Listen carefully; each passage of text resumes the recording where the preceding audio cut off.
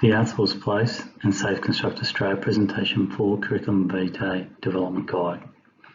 This is a guide to cover most bases in developing a CV. There are many variants, but all have a common theme and general standard.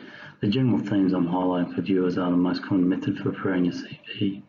It is recommended to use Microsoft Word or Google Docs to create your CV as they are globally recognised standard. Presentation coverage. Step 1 is to understand the job you're applying for in context of skills and experience qualifications. This may entail researching what the company organisation does prior to applying for a position with it. Step 2, layout of the CV. Review the headings you want for the type of job you are applying for. Step 3, have several CVs tailored for jobs you are applying for, especially if they are in different industries. Curriculum Vitae CV Development Guide.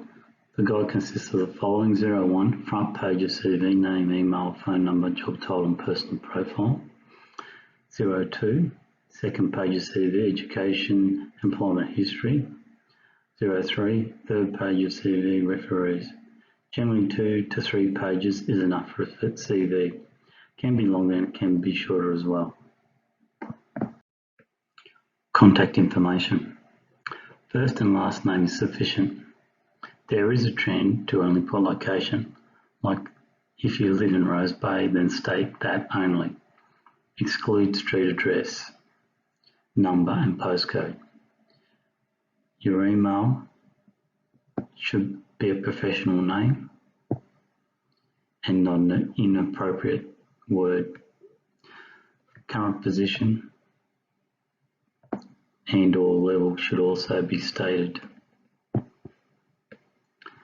Select a standard font like Arial or Calabria and make the font black. After contact information is personal profile or title. The title can be called personal profile, personal synopsis, introduction, background or professional profile. This paragraph gives the reader a summary of your skill sets, which is tailored to the job you're applying for. Try not to genericise these statements. Personal profile examples below. Next slide is on how to write a personal profile. Personal profile development process. This can change depending on the job you're applying for. If you're applying for a sales role, then you need to emphasise those skills more. If you're applying for a retail role, then you need to emphasise those skills more. How to write a personal profile or personal synopsis. A good way to start is describe your current role by title, then state your breadth and depth of experience in that role and other older roles which may be closely aligned to the job you're applying for. Consider such things as product knowledge, standards and production techniques, metrics as quotas and targets, people and logistics, team size and makeup. Achievements and endorsements are your central point of contact in your current role. Refer to duty statement of your current job if you need to, and bring across any ideas that resonate with your target job.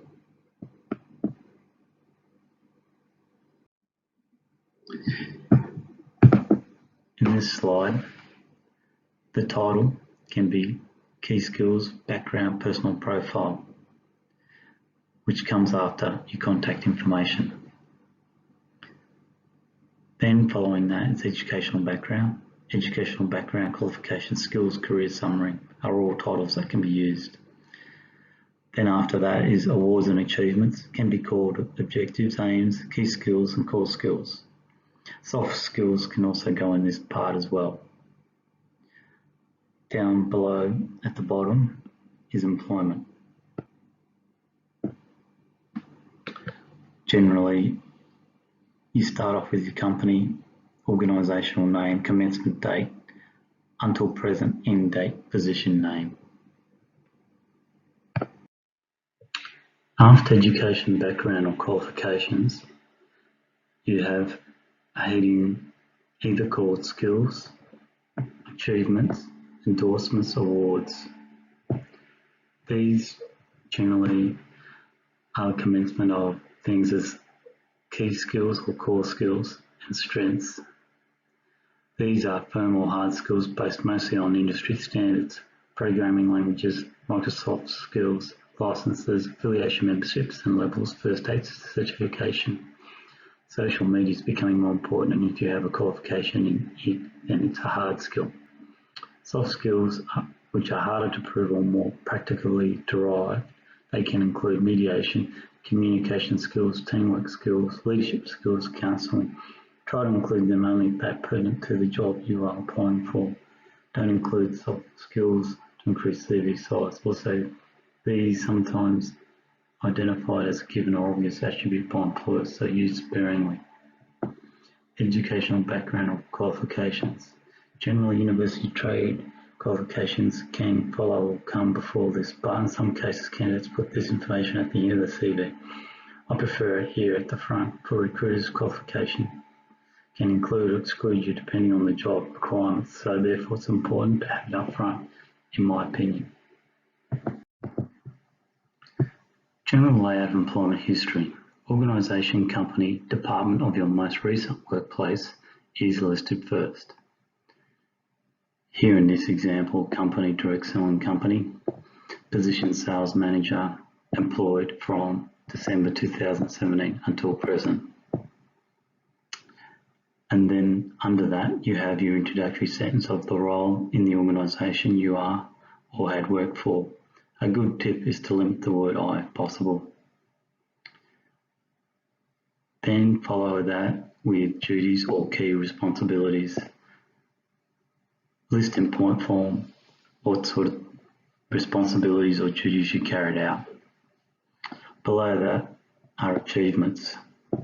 Achievements can be what key targets you achieved, what sort of profitability you gained for the organisation you work for. Then add your next position prior to working for this organisation. As you move down the list, you become more and more brief with the description of the duties and achievements and the type of work or job you did.